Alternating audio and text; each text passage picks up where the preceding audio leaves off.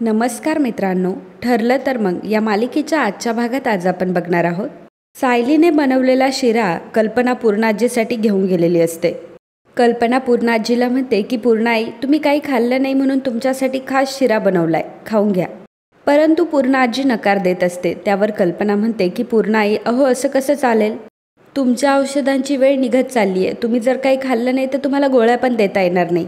पूर्णाजी म्हणते की कल्पना, अगं मी तुला मगाशीच सांगितलं ना, मला भूकही नाही आणि तोंडाला चवही नाही आहे, आणि मी जर आता काही खायला गेले तर मनातला कडवटपणा जिभेवर उतरेल. कल्पना म्हणते की तसं काहीच होणार नाही, जे काही झालंय ते विसरून जा. पूर्णाजी म्हणत असते की अशा भरल्या घरामध्ये विस्कटलेली नातीच बघायची असेल तर मी जगून तरी काय करू. कल्पना म्हणते की पूर्णाजी, मी भरल्या घरामध्ये तुम्हाला असं काहीच बोलू देणार नाही. हां, जी गोष्ट झाली तिचा त्रास आपल्या सगळ्यांनाच होतो, म्हणून काय आपण असं खाणं पिणं सोडायचं का. कधी कधी अर्जुन जे बोलतो तेच मला खरं वाटतं. आपण कोणाच्याही बोलण्याचा आपल्यावर परिणामच होऊ द्यायचा नाही. पूर्णाजी म्हणते की बोलणं फार सोपं आहे ग, पण करणं फार कठीण आहे. कल्पना पूर्णाजीला पुन्हा म्हणत असते की पूर्णाई प्लीज एक घास तरी खा ना. त्यावर पूर्णाजी म्हणते की नको म्हणून सांगितलं ना तुला. त्यामुळे कल्पनाचा नाईलाज होतो आणि कल्पना बाहेर निघून जाते. सायली हे सर्व दारातून बघत असते. ती मनामध्ये विचार करते की पूर्णाजीची नाते तुटताय हे पूर्णाजीला सहन होत नाही आहे, आणि खरं तर त्यांची माणसं माझ्यामुळेच दुरावत आहे. आता त्यांना बरं वाटावं म्हणून मलाच काहीतरी करावं लागेल. तर इकडे प्रिया ही फोन बघत असते. त्याचवेळी तिला अस्मिताचा फोन येतो. अस्मिता प्रियाला म्हणते की अगं, मला अर्जुन आणि सायलीच्या नात्यावर संशय येतोय. मी आज त्यांच्या बेडरूममध्ये चोरून बोलणं ऐकलं. म्हणजे चोरून वगैरे बोलणं ऐकतच नाही मी, पण जेव्हा तिथून पास होत होते ना तेव्हा माझ्या कानावर पडलं. तर प्रिया विचारते की काय ऐकलं तू नेमकं. अस्मिता म्हणते की अगं, ते एकमेकांशी जरा विचित्रच बोलत होते, जरा फॉर्मलच होतं. अगं, अर्जुन सायलीला अहो सायली असं करत होता. तो म्हणाला की 1 वर्षाची गुंतवणूक केली म्हणे. तो सायलीला असं म्हणत होता की तो आमच्या घरच्यांची सायलीला जास्त टाईम डील करायला नाही लावणार आहे. प्रिया म्हणते की म्हणजे अर्जुन सायलीला घेऊन कुठे शिफ्ट होणार आहे का. अस्मिता म्हणते की तसं नाही गं, मला असं वाटतंय की ह्या दोघांचं लग्नच झालेलं नाही आहे किंवा या दोघांमध्ये काही नातंच नाही आहे, ते फक्त आपल्याबद्दल नाटकच करताय. तर प्रिया म्हणते की नाही नाही नाही, तुला नेहमी त्यांच्याबद्दल असंच काहीतरी वाटतं, आणि माझे होप्ससुद्धा वाढतात आणि तसं काहीच घडत नाही. अस्मिता म्हणते की तन्वी, तुझे होप्स जिवंत ठेव, तुला आमच्या घरामध्ये सून म्हणून यायचं आहे की नाही. अस्मिता म्हणते की मग मी आता शोधून काढते की अर्जुन आणि सायली खरे नवरा बायको आहेत की नाही. प्रिया विचारते की पण कसं शोधणार आहेस तू. अस्मिता म्हणते की ऐक, माझा प्लॅन ठरला आहे. आणि मग अस्मिता प्रियाला प्लॅन सांगू लागते. प्रिया म्हणते की हा प्लॅन मस्त आहे, ते दोघंही एकमेकांसमोर एक्सपोज होतील, पण अस्मिता जरा सांभाळून हा. त्यावर अस्मिता म्हणते की हो ग, मी जपूनच पावलं टाकेल, पण आज मी तर शोधूनच काढणार आहे. तर इकडे सायली मनामध्ये विचार करत असते की असं काय करू की पूर्णाजीला बरं वाटेल. सायली लगेचच अर्जुनला मेसेज करते. अर्जुन विचार करतो की मिसेस सायलींचे मेसेजेस आणि एवढे. अर्जुन सायलीचे मेसेज बघून डायरेक्ट सायलीला कॉलच करतो. तो म्हणतो की सिरियसली फुलं, हे बघा पूर्णाजीला असं फुलं वगैरे देऊन काही फरक पडणार नाही आहे. सायली म्हणते की सर फरक पडेल, तुम्ही फक्त एखादा ताजा चाफा शोधा आणि त्याची फुलं घेऊन या, मग बघा त्यांच्या चेहऱ्यावर कसं जादू केल्यासारखं हसू येईल. अर्जुन म्हणतो की व्हॉट रबिश. सायली म्हणते की अर्जुन सर, सगळं काही तुम्हालाच कळतं का हो, मी काय सांगते ते जरा ऐका. आणि मी तुम्हाला असं काय सोनं नाणं आणायला सांगितलं की तुम्हाला एवढं जड होणार आहे. अहो, पूर्णाजीला बरं वाटावं म्हणून 4 गोष्टी तर करायलाच हव्यात ना. अर्जुनचे मात्र कान दुखून येतात. अर्जुन म्हणतो की ठेवा फोन, मी आणतो. फोन ठेवल्यावर अर्जुन चैतन्याला म्हणतो की पिवळा चाफा घेऊन या म्हणे. सायली म्हणते की अरे मग बेस्टच आहे की. आता जेव्हा सायली अपसेट होती तेव्हा तू तिच्यासाठी फुलं घेऊन गेलात ना, आता पूर्णाजीसाठी घेऊन जा. अर्जुन म्हणतो की मिसेस सायलींसाठी मी तशीच उचलली होती फुलं. अरे, मी जर मिसेस सायलींना दगड जरी दिला ना तरी त्या माझं सॉरी ॲक्सेप्ट करतील, आणि वरून असं म्हणतील की अर्जुन सर, तुम्ही माझी माफी मागितली हेच खूप आहे माझ्यासाठी, पण परत तसं काही करू नका हां, मला नाही आवडणार. तो सायलीची ॲक्टिंग करत असं म्हणत असतो. चैतन्य मात्र मोठमोठ्याने हसत असतो. चैतन्य म्हणतो की परफेक्ट सायलीची नक्कल, अगदी सायलीच उभी राहिली माझ्यासमोर. अर्जुन, अरे तू तिला आता चांगलाच ओळखायला लागलाय. अर्जुन म्हणतो की आणि मी पूर्णाजीला सुद्धा ओळखतो, तिला काही फरक नाही पडणार फुलांचा, आता कुठं शोधू मी हे फुलं. चैतन्य म्हणतो की कसं आहे अर्जुन, बायकांना एक 6th सेन्स असतो, आणि तसंही तुझ्याकडं तिचं ऐकल्याशिवाय दुसरा पर्यायसुद्धा नाही आहे. अर्जुन म्हणतो की काय, त्यावर चैतन्य म्हणतो की फाईल वाच आणि लगेच तिथून पळ काढतो.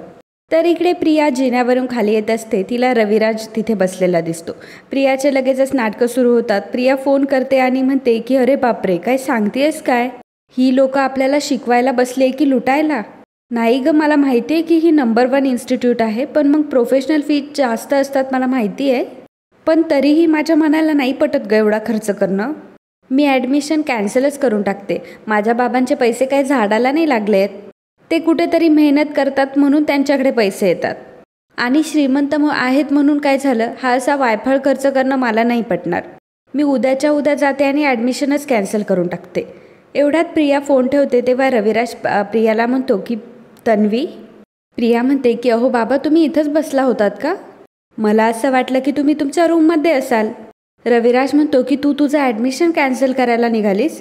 प्रिया म्हणते की तुम्ही ऐकलं माझं बोलणं? रविराज म्हणतो की हो, मी इथंच बसलो होतो, माझ्या पडलं कानावर. हे बघ, तुझा बाप जोपर्यंत जिवंत आहे ना तोपर्यंत तुझं कुठलंही स्वप्न अपूर्ण राहणार नाही. काय प्रॉब्लेम झाला इन्स्टिट्यूटमध्ये? त्यावर प्रिया म्हणते की प्रॉब्लेम असा काही नाही झाला आहे. मी तुम्हाला सांगितलं होतं ना तिथं वर्षाला 50,000. मी तुम्हाला सांगितलं होतं ना की त्या इन्स्टिट्यूटमध्ये 50,000 रुपये एका वर्षाची फी आहे, पण ती फक्त एका सेमिस्टरची फी आहे. याचा अर्थ वर्षाची 1,00,000 रुपये. त्यातल्या त्यात डिझायनिंगचा खर्च, बाकीचा खर्च, असा खूप खर्च आहे आणि मला तुम्हाला एवढ्या खर्चात नाही टाकायचं आहे. रविराज म्हणतो की वेडी आहेस का तू? आता तू माझ्यासोबत नसताना 20 वर्ष मी पैसे कमवले ते कोणासाठी? तुझ्याचसाठी. हे बघ, आतापर्यंत मी माझ्या मुलीचे कुठलेही कॉलेजची फीज वगैरे भरलेली नाही. कधी तुझ्यासाठी फ्रॉकसुद्धा नाही घेतला, कधी डॉक्टरची फीसुद्धा नाही भरली. आता देवाच्या कृपेने तुम्हाला मिळाली आहे तर हा आनंद तरी हिरावून नको ना घेऊस. रविराज म्हणतो की मी एक काम करतो, 5,00,000 रुपये तुझ्या अकाउंटला ट्रान्सफर करतो, म्हणजे दर महिन्याला तुला फीससुद्धा पूर्ण भरता येईल. प्रिया मनात विचार करते की लॉटरी लॉटरी लॉटरी, फायनली सगळ्या ॲक्टिंगचा फायदा होतो मला. प्रिया मान डोलावते. तेव्हा रविराज म्हणतो की तू सुद्धा प्रतिमा सारखी प्रत्येक गोष्ट खर्च करताना खूप विचार करतेस. रविराज म्हणतो की थांब, मी तुला आत्ताच पैसे ट्रान्सफर करतो. तो लगेचच प्रियाच्या अकाउंटमध्ये 5,00,000 रुपये टाकतो. तेव्हा प्रिया म्हणते की हो बाबा, झाले, आणि म्हणते की बाबा थँक्यू, आता मला माझ्या मनासारखा फॅशन डिझायनिंगचा कोर्स करता येईल, आणि लगेचच रविराजला मिठी मारते. तर इकडे सायली, विमल आणि कल्पना तिघीही किचनमध्ये असतात, परंतु तिघीही गप्प गप्प असतात आणि त्यांचं काम करत असतात. सायली विमलला म्हणते की एरवी आपण तिघी किचनमध्ये किती गप्पा मारत हसत खेळत काम करत असतो. विमल म्हणते की जोपर्यंत पूर्ण आजीला हसू येत नाही तोपर्यंत घरातल्या कोणाच्या चेहऱ्यावर हसू येणार नाही. आता वहिनीच बघा ना किती गप्प गप्प आहेत. एवढ्यातच अर्जुन तिथे येतो. तर सायली अर्जुनजवळ जाते. अर्जुन विचारतो की पूर्ण आजी ठीक आहे का आता?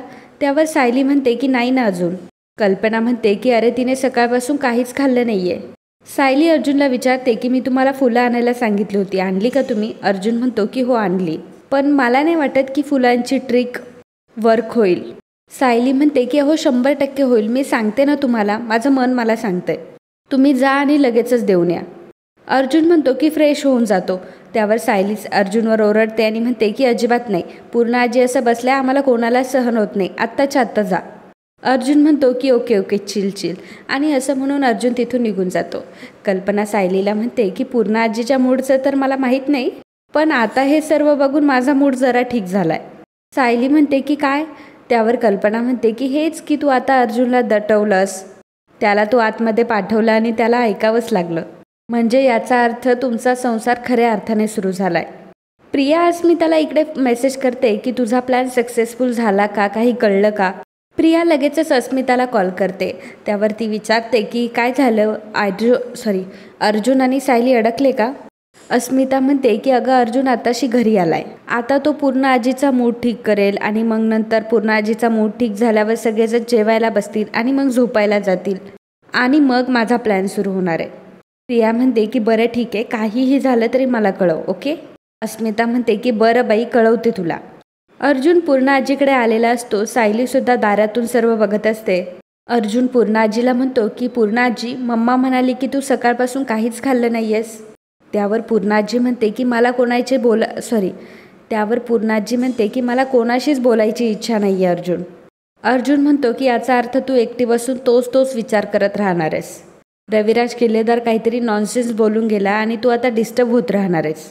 तू कशाला स्वतःला त्रास करून घेतीयस? त्यावर पूर्णाजी म्हणते की त्रास करून घेऊ नको तर काय करू? तू जर त्या मुलीशी लग्न केलं नसतं तर काही घडलंच नसतं. सगळी उलथापालथ तिथूनच सुरू झाली आहे. त्यावर अर्जुन म्हणतो की पूर्णाजी, मी तुला त्रास द्यायला लग्न केलं नाहीये. माझं प्रेम आहे सायलीवर म्हणून लग्न केलंय मी. पूर्णाजी म्हणते की तू तुझ्या मनासारखा वागलायस ना, मग त्याचे काय परिणाम होतील, कोण दुखावलं जाईल याचा काय विचार करतोयस? अर्जुन म्हणतो की मी दुसरा कोणाचाच विचार करत नाही पूर्णाजी, पण तुला त्रास झालेला मला अजिबात आवडत नाही. पूर्णाजीचा हात हातात घेऊन तो म्हणतो की तू अपसेट झाली की मी पण अपसेट होतो. जशी मला जखम झाली तेव्हा तुझ्या डोळ्यात पाणी येतं ना, तसाच तुझा मूड ठीक नसला तर माझं कुठेच लक्ष लागत नाही. पूर्णाजी, तू नेहमी मला म्हणत असते की सायली माझ्यासाठी सगळ्यात महत्त्वाची, पण तसं नाहीये पूर्णाजी. माझ्यासाठी सगळ्यात महत्त्वाची व्यक्ती तू आहेस. पूर्णाजी तरीही नाराज असते. तर सायली ही अर्जुनला पूर्णाजीला फुलं देण्याचा इशारा करते. आणि मित्रांनो, आजचा हा भाग इथेच संपतो. पुढील भागात आपल्याला पाहायला मिळणार आहे अर्जुन सायलीला म्हणत असतो की पूर्णाजी आपोआप नाही हसली हा, तुमच्या ट्रिकमुळे हसली आहे. आणि मला अजिबात वाटलं नव्हतं की माझी पूर्णाजी एखादं फूल बघून स्माईल करेल. सायली म्हणते की एखादं फूल नाही हा सर, चाफ्याचं फूल. मला पक्की खात्री होती की अन्नपूर्णा आजींना चाफ्याची फुलं आवडतच असणार.